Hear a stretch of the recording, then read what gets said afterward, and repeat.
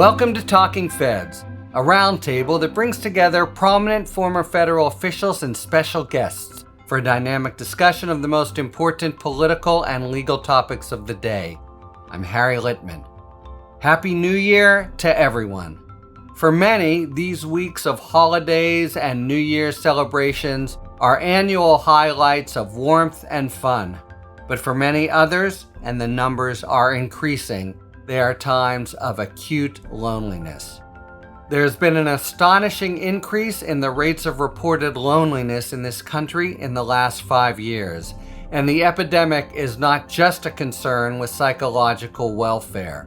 Loneliness is associated with sharp increases in heart disease, dementia, stroke, and premature death. Continuing to live in loneliness is roughly equivalent to smoking up to 15 cigarettes a day.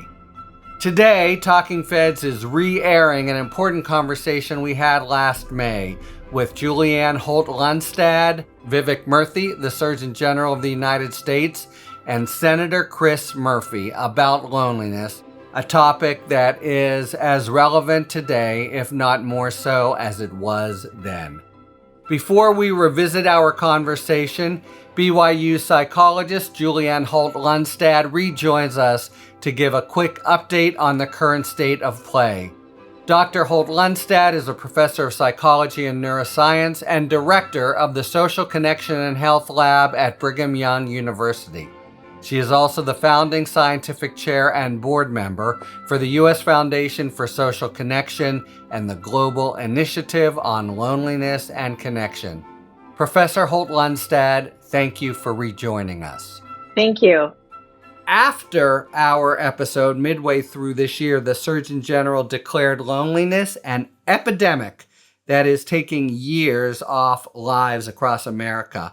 What, if anything, has changed about the state of loneliness in America since that declaration or since our discussion of last May? Well, since this has been released, of course, this has helped catalyze additional kinds of movement in this area. We have seen the introduction of bills related to this, including both Senator Murphy's as well as Representative Flood's bill related to national measurement. We've also seen the World Health Organization launch a commission on social connection to gather commissioners as well as a technical advisory group to address this at a global level. So there are some incredible kinds of efforts happening, as well as additional National Academies of Science Consensus Committee report that just also came out related to social media, youth, and health that is somewhat related. Any sense yet about whether there's any of those things are having an impact on the ground? So we're starting to see some states that are exploring opportunities for this. Also, mayors of cities are looking into how this can be implemented in communities. We're also seeing various organizations, from private organizations to community-based organizations, to ramp up the kinds of efforts that they're doing. And of course, I want to acknowledge there was many that had started before this happened, but this has catalyzed additional kinds of efforts. Gotcha. And actually, let's focus for a second on Senator Murphy, who was your co-panelist and who really, it was his idea to do this topic initially. You mentioned there's been legislation, and I think he and Senator Casey have sponsored a bill that dropped just recently. He also had, I think, a pretty prominent and very well done article in the New Republic recently, The Spiritual Unspooling of America.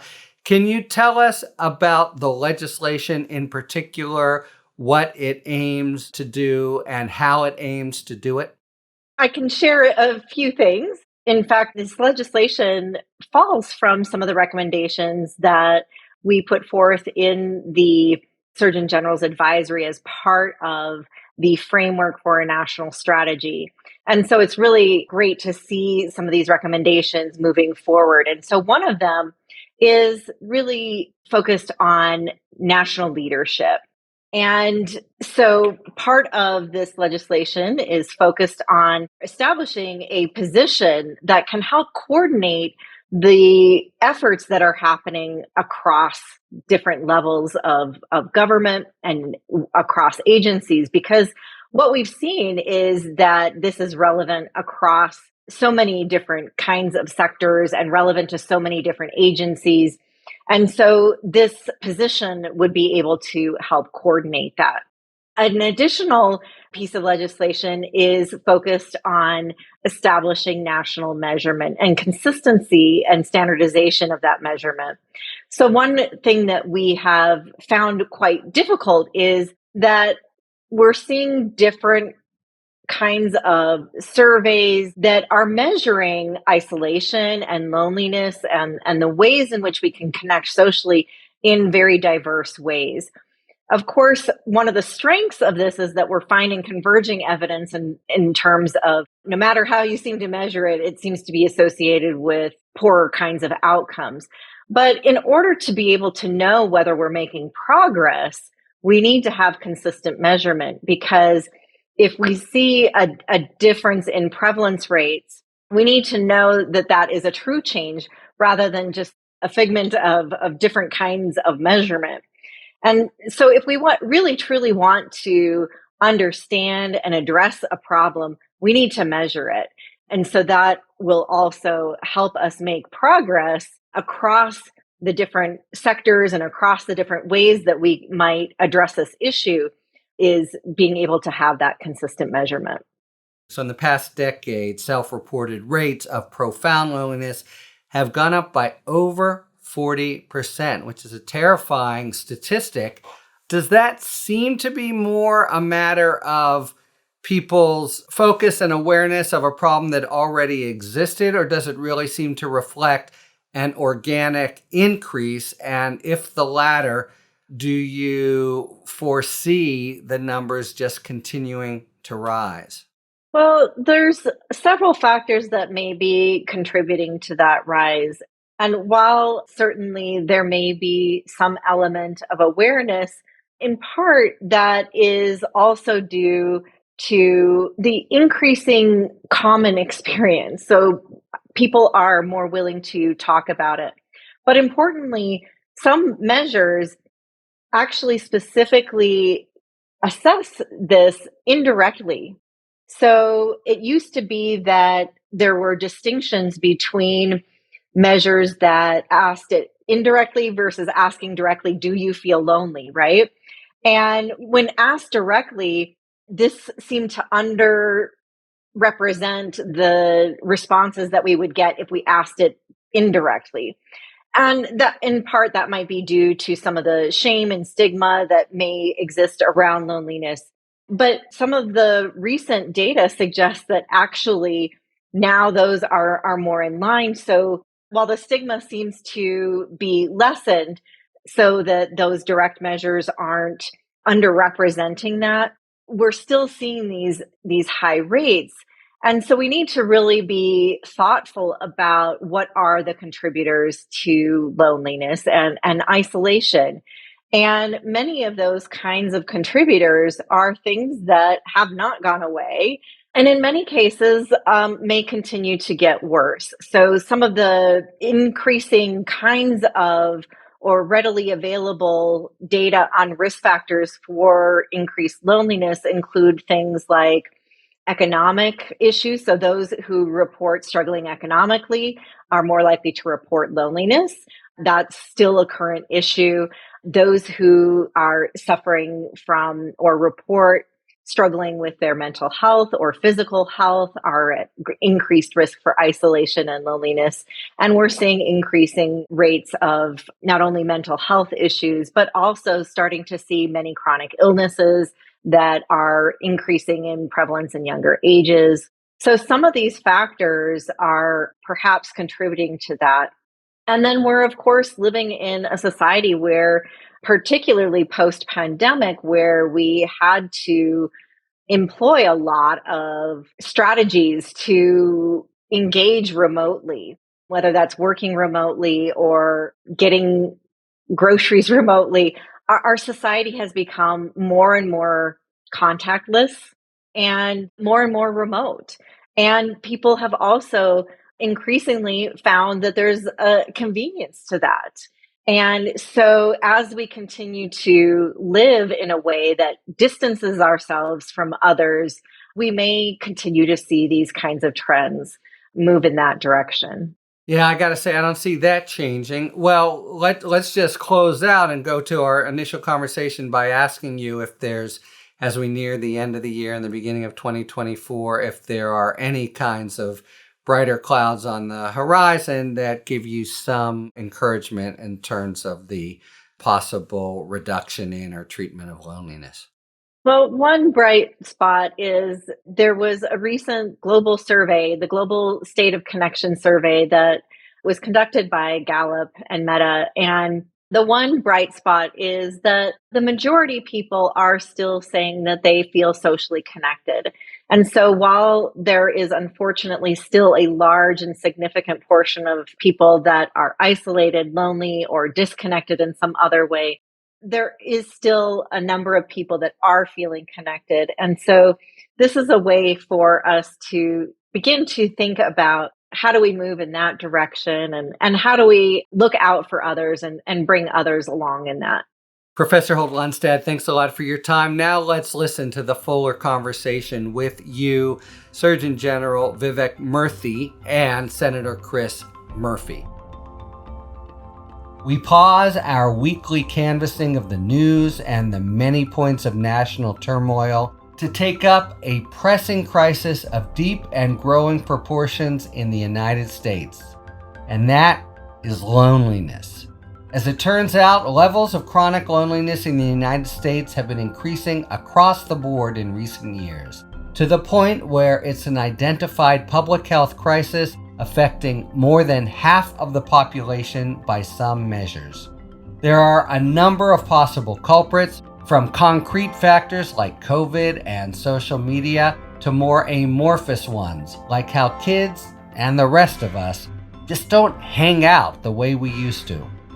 Likewise, there are a number of possible ways to ameliorate the problem, though some of them seem almost wishful thinking for social arrangements of a bygone world. It may seem like just a fact of life, a concomitant of increasing isolation, constant comparisons through social media, and characteristically American emphasis on individual achievement over community health. But there are researchers and public servants who are focusing on loneliness as the public health and social crisis that it is, working hard to raise awareness, examine its profile, and take steps toward solutions on the individual and community levels. To explore the magnitude, the consequences, the causes, and the possible prescriptions for what we have recently recognized as a nationwide crisis, we welcome an ideal panel of professionals and policymakers who have been sounding the alarm for several years. And they are Professor Julianne Holt-Lunstad. Professor Holt-Lunstad is a professor of psychology and neuroscience at Brigham Young University, where she focuses on the long-term health effects of social isolation and where she runs the Social Connections and Health Research Lab. She is also the founding scientific chair for the U.S. Coalition to End Social Isolation and Loneliness. Professor Holt-Lunstad, thank you for joining this special episode of Talking Feds. Thank you. Dr. Vivek Murthy. Dr. Murthy is the 21st Surgeon General of the United States, also known as the nation's doctor. During his tenure, he has worked to address a number of critical public health issues, including the proliferation of health misinformation, youth mental health, and social isolation and loneliness. Dr. Murthy also served as Surgeon General under President Obama, and he is the author of the best-selling book, Together: The Healing Power of Human Connection in a Sometimes Lonely World. And just last week, his office released the first ever Surgeon General's advisory on the topic of loneliness, making this a particularly timely episode. Dr. Murthy, thank you so much for joining Talking Feds. Thanks so much, Harry. And Senator Chris Murphy. Senator Murphy is the junior senator from Connecticut. He currently serves on the Appropriations, Foreign Relations, and Health, Education, Labor, and Pensions committees. Prior to his election to the Senate, Senator Murphy represented Connecticut's 5th District in the House of Representatives for 3 terms. After the shooting at Sandy Hook Elementary School in 2012, Senator Murphy emerged as one of the nation's leading voices for common sense reforms to reduce gun violence. Senator, thank you so much for joining this special episode of Talking Feds. Thanks for having me. Okay, let's start with maybe some basic question. Presumably loneliness has been with us for as long as human society has existed. Yet there does seem to be something new going on. Are we just more aware of the incidence of loneliness, or has there truly been a spike in recent years? Certainly, there has been a lot of attention recently, and particularly in light of the recent global pandemic, where so many of us experienced isolation and loneliness firsthand. And this has raised some awareness of this. But of course, isolation and loneliness have been a growing problem long before. And in fact, we have evidence that some of these trends have been increasing over time, over, in some cases, decades, when we look at various indicators. And so while we may be more aware of it, there does seem to be some indication that it is a growing problem. Dr. Murthy, you concur? I think this is a combination of increased awareness and society changing in ways that have ironically made us more lonely. And if you think about the last few decades, so much has changed so quickly in society. We move around more, we change jobs more often. How we communicate with one another has profoundly changed, in part by technology, but technology has also profoundly changed our interactions in general with one another, has shifted more of our what used to be offline interactions, in-person interactions, to online interactions, which can sometimes be convenient, but can also be less personal, and we can often forge weaker connections. So the bottom line is a lot has changed, and it has had impacts on our connections with one another that we have not fully accounted for. And part of the reason that we released last week a Surgeon General's advisory for the first time on loneliness and isolation is we wanted to call the country's attention to a couple of things. Number one, how widespread loneliness and isolation are. 1 in 2 people in America, 1 in 2 adults report experiencing loneliness. But we also wanted people to know this actually has real consequences for both our mental health as well as for our physical health. And this is why it's so important for us to not only talk about, but to address, which is why we also lay out concrete steps that individuals and families, but also communities and government can take to help build a more connected nation. Let me follow up for a second on methodology. So you mentioned that half of Americans report a certain incidence of loneliness. Is that the basic measure? What do you do? I know this bedevils psychologists in many fields, but what do you do to actually be sure you're capturing the right kind of emotional reactions you're looking for? Yeah, well, of course, because loneliness is a subjective personal experience, self-report is the way that it is often measured. And so these figures come from large nationally representative samples. And certainly there are different studies that have measured this in a variety of different ways. And so, sometimes it can be hard to pinpoint an exact number. But as we see the same measures being consistently used over time, we're seeing a large consistency in terms of demonstrating that a large portion of Americans are isolated, lonely, or both. By self-reporting, essentially. Self-reporting, yes. Senator, I don't want to put you at a disadvantage with your very learned colleagues here, because I know you come at it from a policy issue, but you've become an expert in your own right. Do you have a sense of whether this crisis has hit all cohorts of American society kind of evenly, or whether it's been especially severe for some groups? Yeah, I think we're really learning the extent of this problem. And of course, it's deeply integrated into sort of other crises of meaning and identity that are facing very distinct segments of the population. So, for kids, you're seeing elevated levels of loneliness and isolation. But, that's also connected into all sorts of other feelings that kids are reporting high levels of, whether it be feelings of envy or narcissism. So you've got a really interesting set of sort of new phenomenon happening for kids. You also see these elevated levels amongst men, amongst white men, but that's not coincidental to a period of time in which, they are losing other types of positive connection to culture. They're losing sort of a sense of economic and social place. So I think none of this is viewed in isolation, but my sense is that this is very acute amongst young people and teenagers. This is particularly in the pandemic, a problem amongst younger unmarried Americans who are often living alone. And then I think it's a problem for men, and often for white men, rural men who are going through broader kind of existential crises about their place in the world, which is very different today than the world in which their fathers and grandfathers lived in.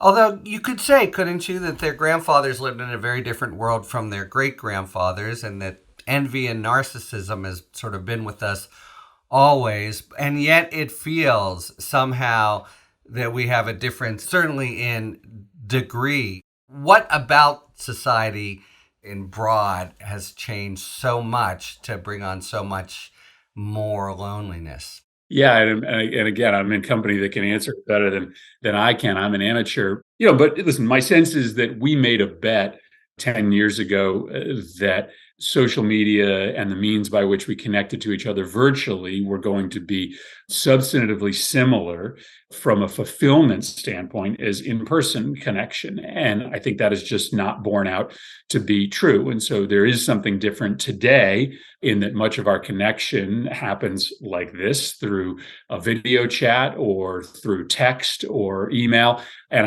in the end, I think we figured out that there is something different about being in front of people, about sort of feeling and hearing and smelling them, that gives us a sense of satisfaction and emotion that's different. I do also think that there is in this country a transition away from concern for the common good. I think we've always been a hyper-individualistic society. Alexis Stokeful marveled at how Americans were just so focused on themselves and money and financial reward, very different from the societies he came from. But I think for a long time, we mixed that together with a concern for the community, that we felt better about ourselves when we were doing well, but also when the community was doing well.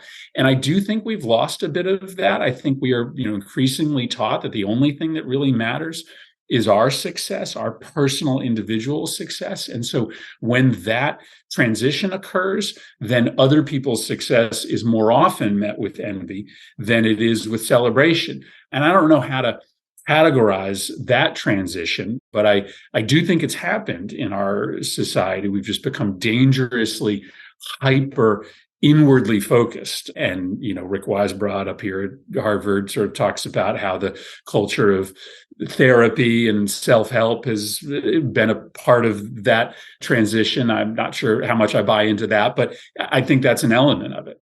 So quite a lot is packed in there, but two big chunks are social media, which I want to get to in just 1 minute. But Senator Murphy has twice talked about envy and narcissism, and we have a sense that maybe there's some connection with those personal feelings and loneliness, but it may also seem counterintuitive, or maybe it seems as if loneliness is a kind of pathology, a adaptive feeling run amok.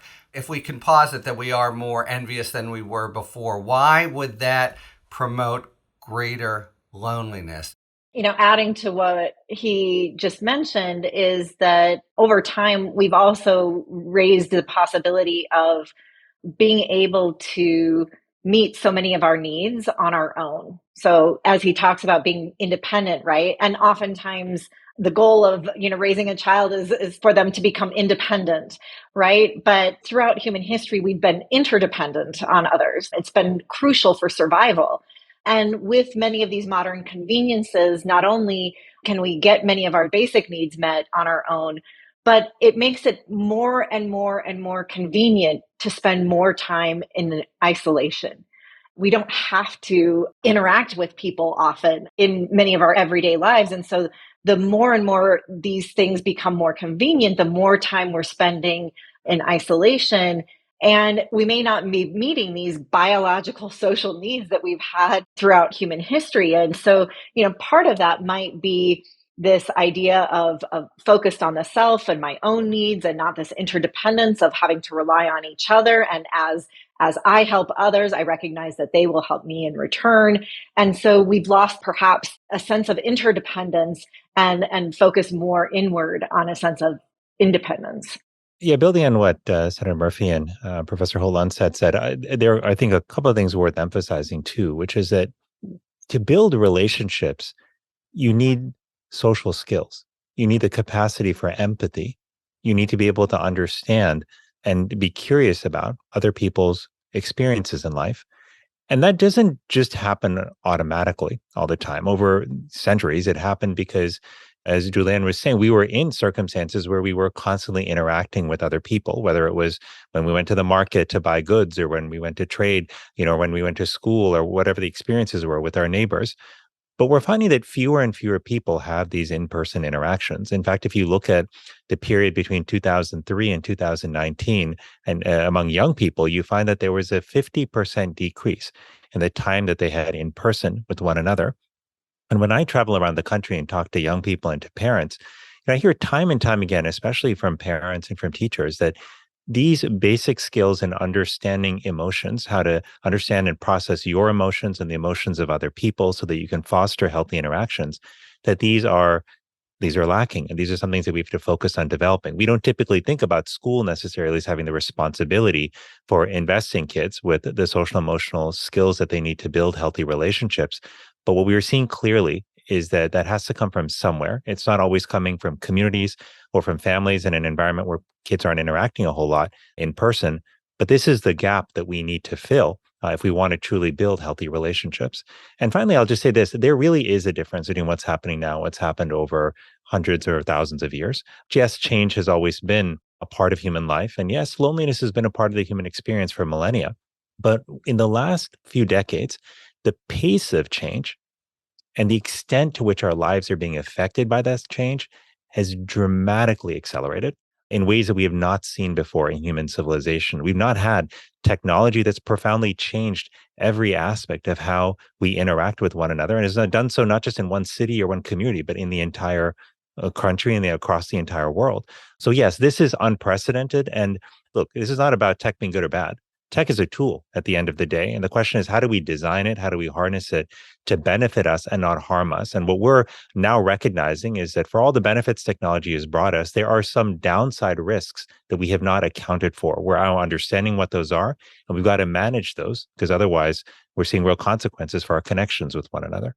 Well, that really resonates, I think, and particularly the sort of Instacart society and living alone. To me, this is a maybe very simple-minded way to put it, but school and other places seemed a much easier way to form connections because there was just so much hanging out, and hanging out has just plummeted, it seems to me. All right, there's so much to talk about and causes here, but I want to get to solutions, except let's pick up the big 900-pound gorilla in the room. So social media, you hear again and again, is a really huge culprit here. And it's not obvious, right? Because social media is, by definition, social. My kids at dinner are completely tuned out in one hand, but they're also socializing in a sense. Or is that the issue? What is so profoundly antisocial about social media that it plunges us into loneliness when it feels as if, at least initially, you're being plugged into some huge community and you can just, a smorgasbord of whatever you want socially? It's a really good question, and it bears understanding that social media can have mixed benefits. For some kids, it can be very helpful in connecting them with friends, and especially, let's say a member of the LGBTQ community, or you're part of another group that has been marginalized, or not a lot of people around you who have similar backgrounds or life experiences. It can be a lifeline in some ways to be able to connect with other youth online. But the fact that there are some benefits doesn't mean that all kids are benefiting. And in fact, what we're seeing is that there are some kids who I believe really are harmed through their experience of social media. I'll tell you the three things that kids tell me most commonly when I travel around the country about social media. They say it often makes them feel worse about themselves. It often makes them feel worse about their friendships, but they can't get off of it. And if you think about that, what we have, I think, assumed over time, which is incorrect, is that quantity of interactions equals quality of relationships. And that is not true. When you just scroll through your feed, let's say on social media, and you're just seeing updates about what everyone is doing, it turns out that doesn't always make you feel more connected to them. As many young people tell me around the country, that often makes them feel left out. They see people doing all kinds of things without them. They're comparing themselves constantly to other people. Look, people have been comparing themselves to others for millennia, but to have hundreds of posts that you're encountering sometimes in a day, where you're seeing people's adjusted, doctored pictures, you're seeing the best parts of their life being posted online. And even though you know that that's curated, it's not representative of all of their life, that can make you feel bad by comparison. And finally, just consider this too. Young people, 13-year-olds, 14-year-olds, they're different from adults. Their brains are at a sensitive stage of development. Their relationships are also developing, and their own sense of self and identity and self-esteem is being built during that time. And we know that kids in that stage are especially sensitive to social comparison, which is exactly what is dramatically accelerated on social media platforms. So the bottom line is, do I want kids to be able to reap the benefits of technology? Yes. But I want the same safety standards or an attention to safety that we pay to so many other products that kids use to also be applied to social media, so that our children can enjoy a safe experience and not be exposed to the kind of harmful content that so many of them are exposed to now, and not experience the type of self-comparison, degradation of self-esteem, and diminishing of relationships that far too many children are going through right now. I agree with everything that the Surgeon General said. Both, of us experienced this through the prism of being parents. I've got a teenager and a preteen. This is a fundamentally different technology. I understand a lot of people say, well, TV sucked in kids in the 60s and 70s and 80s. Why is this any different than the fight that parents had to get their kids away from after school cartoons? Well, this is just a much more powerful and much more purposefully and effectively addictive technology. I mean, we've never seen anything like it, that is in real time exploring the brains of our children, probing those brains to figure out exactly what will keep them on their screen on a minute by minute basis, and delivering that content in real time. That is fundamentally different than anything that has come before. And so, in addition to everything that Vivek talked about in terms of how it sort of drives these feelings of envy and lack of sort of meeting certain peer standards, it also is just an enormous time suck. Some of social media is interactive, but a lot of it isn't. I mean, when I watch my kids interact with social media, most of it is not very social. It's just them watching stupid videos. It sure doesn't look that way. And it's entertaining. It keeps them locked in.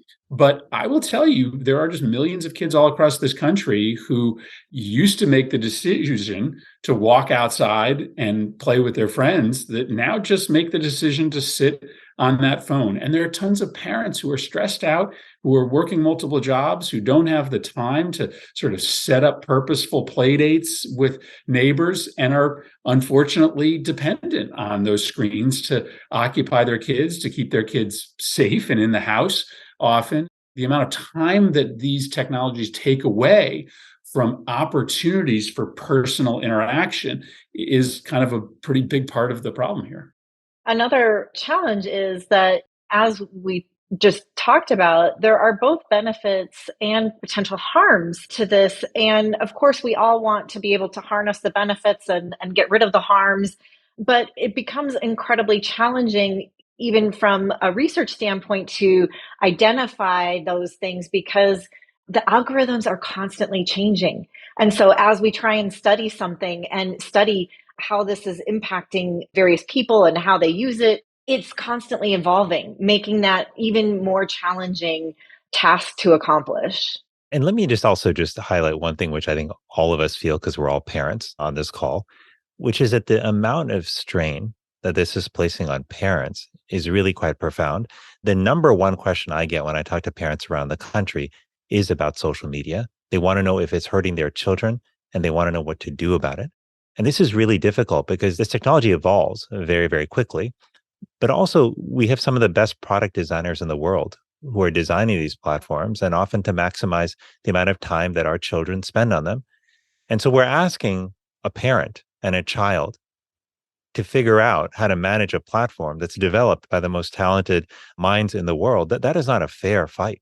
And parents are telling us that they are struggling and that they need help. So we need to have their backs, and we need to make it easier for parents to not only protect themselves from the harms of social media and protect their children from the harms of social media, but we need to instill confidence in parents that as these technologies develop, that there will be guardrails and that there will be safety measures that have to be observed so that they know if their child is going to use these platforms down the line, that they're going to be helped and not harmed.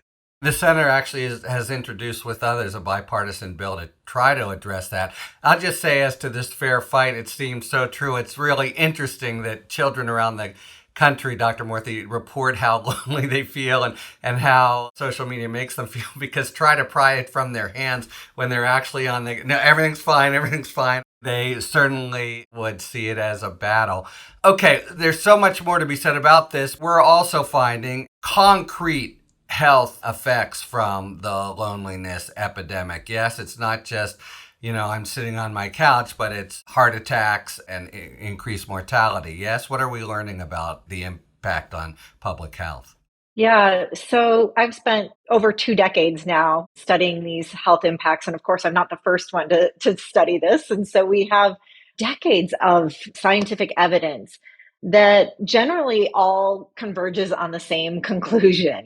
And that is, being more socially connected across a variety of ways is protective for our health and well-being and our longevity. On the other hand, lacking social connection, whether that's isolation, loneliness, or having poor quality relationships, that this is associated with greater risk of poorer health and poor well-being and increased risk for premature mortality. So just to give you an example, in one of my meta-analyses of data across the globe from over 3.4 million people, what we found was that people who are lonely have a 26% increased risk for earlier death. Those who are isolated, 29%. And this is an increased risk for earlier death from all causes. So we often link this or assume that it might be linked to suicide, which of course has been also a consequence of this. But this is death from all causes, including disease-related causes of death. We also have good evidence of the effects on other kinds of chronic illnesses. So cardiovascular disease, stroke, type 2 diabetes. There's some evidence on cancer. We also have evidence in terms of mental and behavioral health outcomes, including things like depression, anxiety, suicidality, and addiction. We also have evidence of cognitive health outcomes, including things like mild cognitive impairment and dementia, including Alzheimer's disease. It even increases risk for more acute kinds of illnesses, not just the chronic illnesses. So we have evidence that it increases susceptibility to cold and flu viruses and can affect our immune system in a way that also makes it less likely for us to mount an effective immune response to a flu vaccine. And there's even one study that showed reduced ability to mount an effective immune response to the COVID-19 vaccine as well. So we see both these long-term health effects and some short-term health effects as well. And Senator, you've seen, I think, a connection even with other antisocial behaviors that maybe do come from this profound isolation. But you said you were first drawn to the topic from your long-standing and intense interest in gun violence. Yes? How did that connection come home to you? First, I think it's always difficult and dangerous to try to connect in a conversation about loneliness or mental illness with gun violence, right? So we have higher rates of loneliness in the United States, but there are plenty of other countries in the world that have lonely people, and they don't end up involved in mass shootings or homicides or even suicides at the rate they are in the United States because of the ease of access that we provide those individuals to very powerful weapons.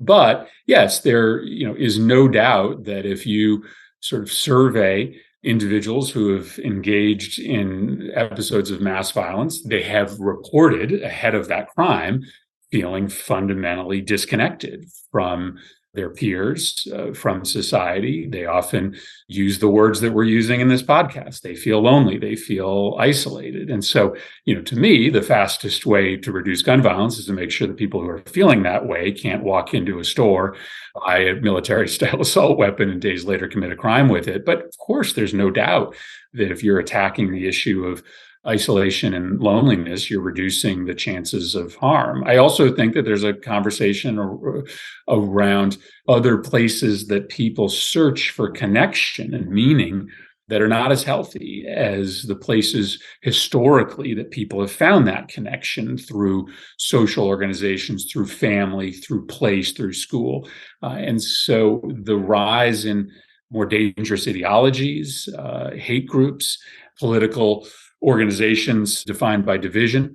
I think that's driven in part by people who are feeling pretty lonely, pretty alone, who are lacking positive places to create connection and ultimately search out for connection, finding it in much more dangerous and divisive places. I finally have a touchstone to my own law enforcement experience to offer because it's just totally true. The rampant shooting happens, and I know you're just waiting that it's going to be a low status individual who is anywhere from nondescript to faintly, reviled in his immediate group. But let's just wait for the social media to pour in, and there's a whole world that they are deeply enmeshed in and gives them presumably the pathological social connections that then lead them to kind of play out. All right, one final point that just from what you said, Senator Murphy, and of course there's a bigger factor for gun violence staring us in the face when it comes to the United States, which has twice as many guns as any other country per capita in the world. But your mention of Japan, I think, is intriguing. Are there any kind of attempts for comparative studies of communities or nations that have become less individuated, less what de Tocqueville says about America, and as a consequence, have less of an epidemic of loneliness? I think if you look not even across the world, but even within the United States, you find places and spaces where efforts to rebuild connection are actually working. And that's actually very important because sometimes people can look at these large intractable problems we have and feel, gosh, there's no hope. But this is a place where we actually do know how to rebuild the social fabric of our country. It's not easy to do. It requires individuals and families and community organizations and policymakers to all step up and take action. But it is doable. And I think, for example, about the schools that I have visited around the country that have built student-driven programs to actually connect young people to one another, to help build relationships and to make sure that people aren't left alone at lunchtime, for example, which is one of the most lonely times of the day for students. I also think about programs that I've seen in the community where people are building spaces where older men can come together, for example, and do woodwork and do metalwork called men's sheds, recognizing that a lot of older men, especially when they retire or when they encounter physical illness, that's a real trigger for loneliness and for isolation among them, and that has downstream health impacts. And these kind of initiatives have been helping. And I just think about individuals too. Look, there are people all across our country who are stepping up in their own way to build connection. I think about Sarah Harmeyer, who I talked to a while ago in Texas, who moved there to Dallas and didn't really know anybody. He was kind of scared to know what to do, but her father helped her build this really long wooden table, put it in her yard, and she decided to have a potluck and emailed all of these neighbors who she didn't know. It was a little scary, but she found that she got so many RSVPs, she couldn't even have everybody over to her house. And she just started doing potluck after potluck, and she realized two things. One, people really want to meet one another. And two, a little bit of effort can go a long way to forging connection. So you don't read about these stories in the papers every day. You don't hear them broadcast on the news. But the bottom line is the ingredients for social connection are there. The need and desire for people to be connected is there. And that is deeper and more fundamental than the differences that we may hear about. And so this is the time for us to recognize that social connection is not a nice to have, it's a necessary to have. It impacts not just our mental and physical health, but it affects how we perform at work. It impacts our children's performance in school. It impacts our level of civic engagement because it's the fundamental fuel that allows us to show up and be who we are. Maybe it's another casualty of social media. It actually gets hard to have like a real conversation face to face. This might be a good time, Senator, for you to explain in broad strokes the proposals in the new bill, especially focused on younger Americans. Interesting group of senators introduced this bill. Tom Cotton and Katie Britt, two very conservative Republican senators, Brian Schatz and myself, progressive Democrats. What unites us is that we're all parents struggling with how to keep our kids safe online. And I think to the Surgeon General's point, we really do feel it's not a fair fight right now, and that we have a difficult time as busy parents protecting our kids because we really don't know what the algorithm is delivering to them on a day-to-day basis. One day my kid may be feeling okay and he's getting just kind of funny, interesting videos, but the next day he may not be feeling great. And very quickly that algorithm can deliver to him some really dangerous content that sort of pushes him down a rabbit hole. So we decided that we were going to give parents some new tools. So our bill says the social media companies have to have a system by which parents consent to anybody above the age of 13 and younger than 18 being on that platform. I think that's important to get parents into that conversation. It says that they have to actually put teeth into the commitment they've already made, which is to keep very young kids, 13 and under, off the system. They've got to do age verification. And then probably most interestingly, our bill says that for that population that's on social media between the age of 13 and 18, the social media companies can't use the algorithm to boost them content based upon the data that they collect from that child. So what we're saying is that those algorithms are often really dangerous for these kids who are swiping and clicking on stuff that often is just connected to their insecurities, to their anxieties, and that those algorithms, adults can handle them, but probably a 14-year-old brain cannot. So we say that ultimately technology like TikTok cannot take the data it's collecting on a child and use it to perfect an algorithm, because sometimes that's okay. Sometimes it's just delivering more interesting, fun, relevant content to a child.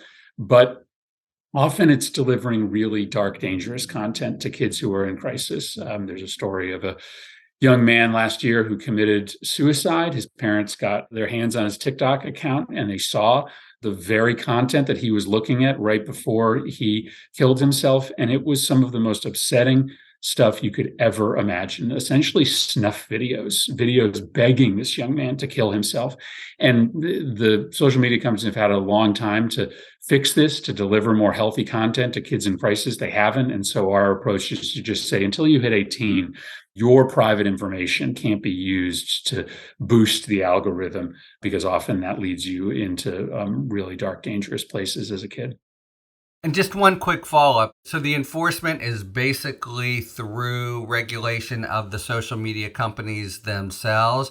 Is it the sort of thing that kids can lie about to get around, or where's the teeth to making it happen? Yeah, there's nothing in our bill that's going to punish an individual, a kid or a parent. The czar of social media would like to see you now, right? System, right. So, no, what we want is for these companies to make an honest try at age verification. We understand that it won't work all the time, but the honor system that we have today is just absolutely not working. And so these companies say that if you're 12 years old, you can't be on TikTok, but they have no means to control that. So our bill says these companies have to set up meaningful age verification systems. We understand it won't be foolproof, but it'll mean a lot less 8 and 9-year-olds are online watching softcore pornography than are today. Let's turn briefly to the public health side and the things, Dr. Holt-Lunstad, you documented. How should we be treating loneliness in individuals? I think Japan and UK think of it as a cluster of ailments like depression. Do we need to be changing our whole public health approach to patients and loneliness, and what can be done there? Well, since we have good evidence of the strong impacts on health, clearly the health sector can play an important role. Certainly not the only role, and every sector of society has a potential role to play here. But there is some importance in terms of recognizing this as a health relevant issue, and that as the healthcare industry focuses on prevention, mitigation, and treatment, that it can be integrated into that. So both in preventative care, educating patients that this is actually relevant to their health. We have good data that the general public underestimates the impact on this health. It's primarily viewed as an emotional well-being issue, not a physical health issue. So some education and awareness is needed as part of preventive care. We need this to be assessed in medical settings and included in the electronic health record so that patients' health can be tracked over time and identified when there are changes, so that if these trigger risk, that efforts can be done. But we also have evidence that when support is included in the actual medical settings, that this increases survival. In fact, it can increase survival by 20% over standard medical treatment alone. So, as someone's trying to manage their hypertension, including their caregivers or family members that can help support them manage their illness, that can lead to better kinds of outcomes in the recovery process. These can be integrated into existing treatment plans. But we also know that some of those needs might need to be addressed outside the clinic. And so oftentimes, whether it's social prescribing or referring out to local community resources, understanding a patient's needs and helping them get to the kinds of resources that are actually going to address those needs are going to be really important. And then, of course, there's more of the public health side, right? So outside the clinic, and just the education and awareness that needs to occur amongst the population as a whole, the kinds of public health efforts that can occur through policy. Can we just stay inside the clinic for 1 second? Are there medical treatments? Somebody comes in and they're nothing else but just deeply lonely. Are there prescribed medications that people give at this point, or not really? So there has been some investigation into pharmaceutical approaches. These haven't quite panned out, but even if it had, one of the things that we recognize is that there are multiple underlying causes of isolation, loneliness, other forms of lacking social connection. And so we need to have diverse kinds of tools to meet those diverse kinds of underlying causes. So for one patient, they have untreated hearing loss, for example. And so because of that, they are withdrawing because it's hard to be part of a conversation. The way in which you would approach that might be very different from someone who, say, for example, recently had a change in their relationship, whether it's through, death or divorce of an important relationship in their life, and are now feeling a sense of loss. And that might differ from someone who has a lot of people in their life, but no one that they can rely on. So they need actual help managing, say, for instance, rides to their medical appointments or managing their medications. And so differing needs may need to be approached in different ways. And so we need to have more than one tool in our toolbox. All right. Well, let's move to the level of community, which strikes me as the most important, but the most difficult. My filter on this is this sort of hanging out idea. But you suggested, Dr. Murthy, that there are things that can be done. And in particular, I was struck by this notion, will I pronounce it right, of the MOE, serving the purposes of a community to stand in for what we've lost. It feels a little bit like, join a book club, you'll be fine. And yet there's really something to that. Yeah. Can you give us your thoughts? Absolutely. Well, it turns out that while we have to take action on many fronts to address loneliness, there's a lot we can do in our individual lives. And that's important because, again, we're not helpless in the face of loneliness. And some of the actions I'm going to describe will feel disarmingly simple, but we have to be intentional about them because we're not living in a world anymore where social connection just happens by default. So if we're not intentional about it, if we're not explicit about the commitments that we're making to one another, then we will just fall by the wayside in terms of our connections and we will become lonelier, which is what's been happening. So what can we do individually? You mentioned the moai concept. This is something that I came across a few years ago, which is an older Okinawan tradition where young people would come together, their parents would bring them together, and they would make an explicit commitment to have each other's backs for however many years they had together going forward. And I actually experimented with that myself in my own life during a time where I was struggling with a sense of loneliness and isolation. This is back in 2018. And I had two good friends who were also, I think, feeling a bit isolated of sorts. And we decided to be a Moai. What did that mean for us? Well, that meant making an explicit commitment to video conference once a month for 2 hours so that we can actually talk to each other, see each other, and focus on one another. It meant texting each other, usually on a weekly basis, if not more frequently, if something was concerning us or if we just wanted to share something, good news or bad news.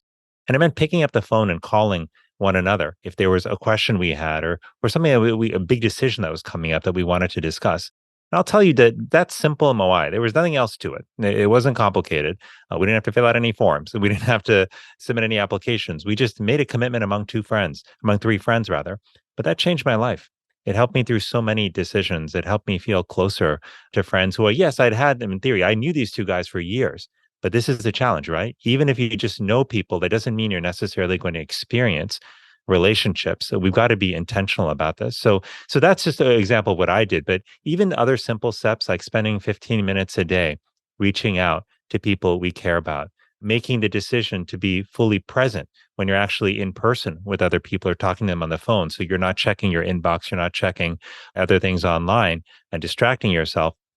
And also making it a point to extend kindness to the people around us, our neighbors, to strangers we encounter.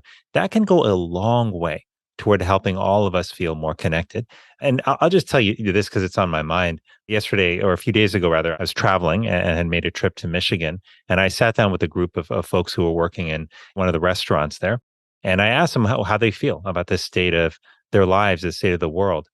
And what they said to a T, person after person after person, is they said it makes such a difference when somebody just sits down next to us, and smiles, when somebody just takes 10 seconds to just say, hey, I was thinking about you. How are you doing? One guy said that he lost his lighter the week prior and he figured, someone's either going to take it, no one's going to bother with it. But then he showed up the next week and somebody had put the lighter on his desk.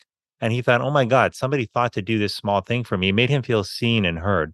So just keep in mind that in a world where so many people feel invisible and overlooked, that these small acts of kindness, they tell people you're seen, you're valued, and you belong. And that goes a long way toward addressing loneliness. And the social science actually says the guy who gives back the lighter gets a lift as well. Okay, I just wanted to say that you guys are visionaries of a sort, and especially devoting government attention to this. I can imagine people thinking that it's somehow soft. So I just wonder, as you shine a light on this, what kind of response you're getting, including from maybe a crustier older set who think that, we're talking about loneliness now. Have you found that it's resonating? Do people lump this in with woke or, soft-headed liberalism, etc.? I wrote this short piece called The Politics of Loneliness several months ago. And I don't know that there's anything that I've written in the last 5 years that's gotten more feedback, more fist bumps in Connecticut and as I travel the country than that piece. In the end, my job is to increase people's quality of life. I'm in the happiness business. And so if I'm not talking about the way that people feel and then trying to tailor public policy to make them feel better, then I don't really think that I'm doing my job. And, government has gotten so big and so, much connected to the horse race that we forget that the only reason we exist is to just try to make people's lives better. The second thing that's really important about this conversation is that it is totally apolitical. And the reason that I'm investing a lot more time right now in talking about the way that people feel is that it's a really easy way to build bridges between people that right now see very little connection to each other, because people that are feeling lonely are on the right and the left. They're conservative, they're liberal. And when you really start to talk about the solutions to loneliness from a public policy standpoint, they don't easily fall into right-left divisions. That's why you've got me and Tom Cotton working together on a social media bill. So for me, this is just fundamentally connected to my job, making people feel better and using public policy to help people feel better. But I also think in an age where people are so unbelievably frustrated, rightfully so, by the polarization of our political conversation, talking about the way we feel and spending some time doing that, like not being ashamed to just spend a little time talking about how we feel, and then methodically moving to policy once we've achieved consensus on the things that we feel that we don't like, I actually think builds a much more constructive political debate ultimately than the way we do things now, which is jump straight into policy, straight into solutions. And when you do that, it very easily just creates friction from the jump.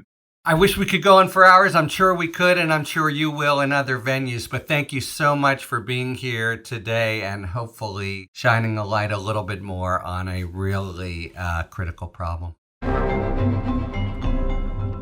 Thank you very much to Professor Holt-Lunstad, Dr. Murthy, and Senator Murphy. And thank you very much, listeners, for tuning in to Talking Feds. If you like what you've heard, please tell a friend to subscribe to us on Apple Podcasts or wherever they get their podcasts, and please take a moment to rate and review this podcast. You can also subscribe to us on YouTube, where we are posting full episodes, talking books, and bonus video content, as well as daily explanations by me of important developments in the news.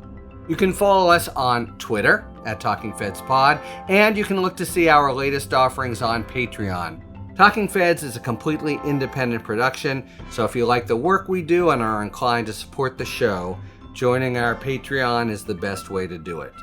And some exciting news. You can now leave voicemails with your questions for me and our guests. All you have to do is call 727-279-5339 and leave a voice message for a chance to be featured on the show or to give suggestions for our sidebar feature. That's 727-279-5339. Thanks for tuning in, and don't worry, as long as you need answers, the Feds will keep talking. Talking Feds is produced by Mal Meliez, associate producer Catherine Devine. Sound engineering by Matt McCardle. Our research producer is Zeke Reed. Rosie Dawn Griffin and David Lieberman are our contributing writers.